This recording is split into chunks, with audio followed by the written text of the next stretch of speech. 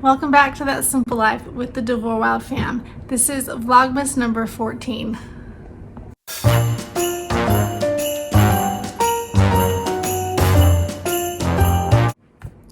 So in spirit of the Christmas season, I thought I would read you guys a story. I found this book called A Homeless Christmas Story at the library. I have never heard of it before. It's written by Ryan J. Dowd and illustrated by Bradley H. Clark. This is what it looks like. And I read it to my younger kids the other night and I cried. And at the very end of the book, let me find it. It talks about the author and the illustrator. I think you can go online and the author will read it to you, or he has like a YouTube video.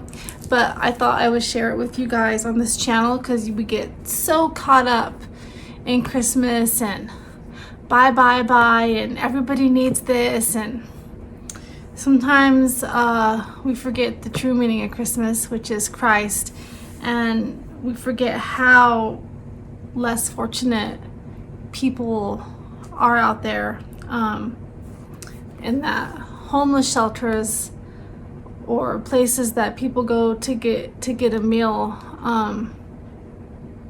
even on Christmas.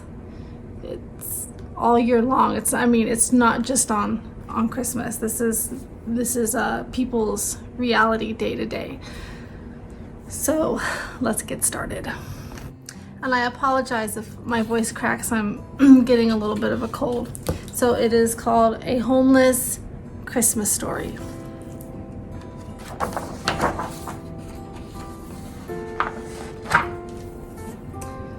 Winter's crisp darkness settled over the large brick homeless shelter.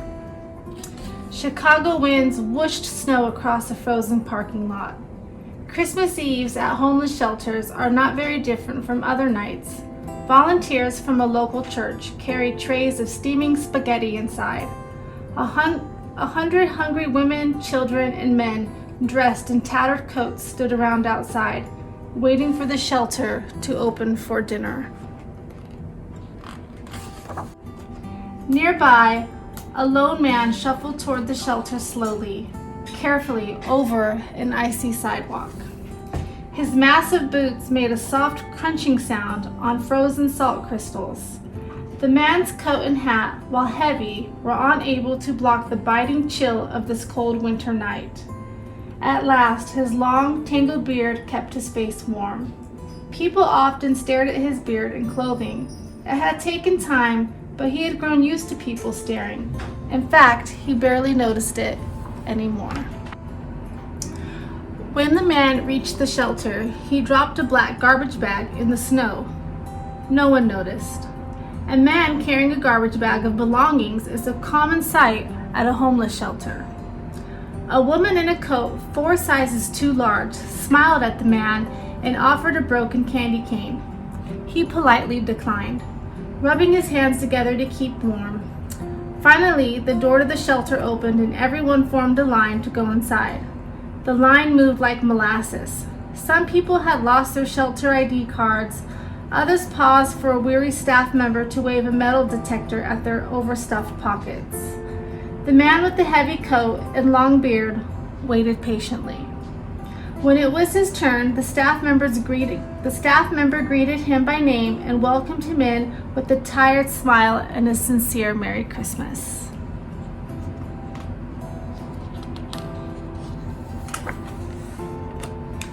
The man heaved his heavy, drained body into the warmth. His thick boots tracked dirty snow inside. Fluorescent lights buzzed overhead, casting harsh lights onto rows of tables stuffed into the room. Different smells, some pleasant, others not, filled the air.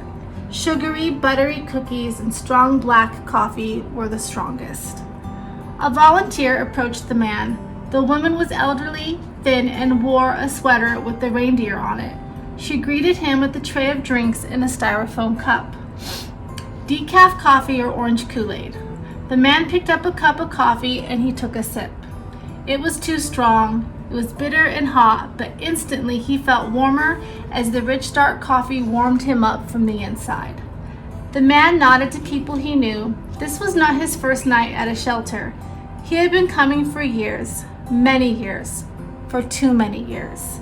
He vividly remembered last Christmas Eve here, and the year before, and the year before that, and the person in charge of the shelter spotted the man from across the room and hurried over.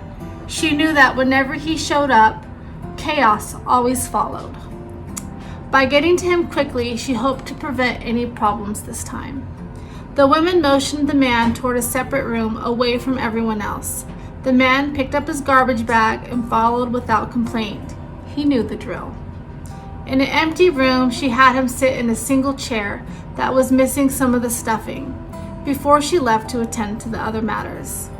Even though he was inside, the man did not take off his coat and hat. This is not uncommon in places where people own only one winter coat and cannot afford to lose it. A few minutes passed in gloomy silence. A young girl, about 5 years old, with curly dark hair and brown eyes, wandered into the room by herself. She was eating a cookie shaped like a Christmas tree decorated with thick green frosting. The man looked up at the little girl, expecting to see fear in her eyes. Children were often afraid of him. Children living in homeless shelters, though, grow comfortable around strangers because of the thousands of volunteers. The little girl, green frosting squishing between her fingers, walked right up to the man. She noticed that he had a sorrowful look on his face. As much as he had spent in homeless shelters, seeing children living in them still made him sad. It was clear to the girl that the man was trying to hide his feelings from everyone. She understood what that was like. A boisterous commotion broke out in the hallway behind the girl, but she didn't notice.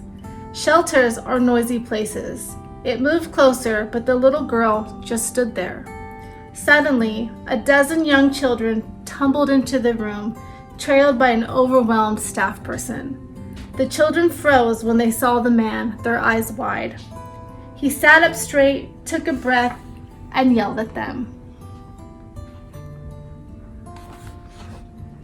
Ho, ho, ho! Merry Christmas! The little brown-haired girl crawled onto the man's lap. Presents wrapped in shimmering paper with colorful bows spilled from the garbage bag. The other children giggled, scrambling to form a line. Looking up at the man, the little girl asked, "What do you want for Christmas?" He was silent. He imagined a world without homelessness, a world without shelters, a world where every child and every person has a home. A smile slowly spread across the little girl's face as she understood. Me too.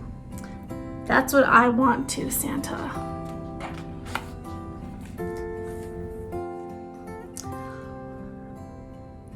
This story really touched my heart. It says to hear this book read by director Emilio Estevez, go to www.homelesschristmasbook.com. Let me see when this was written.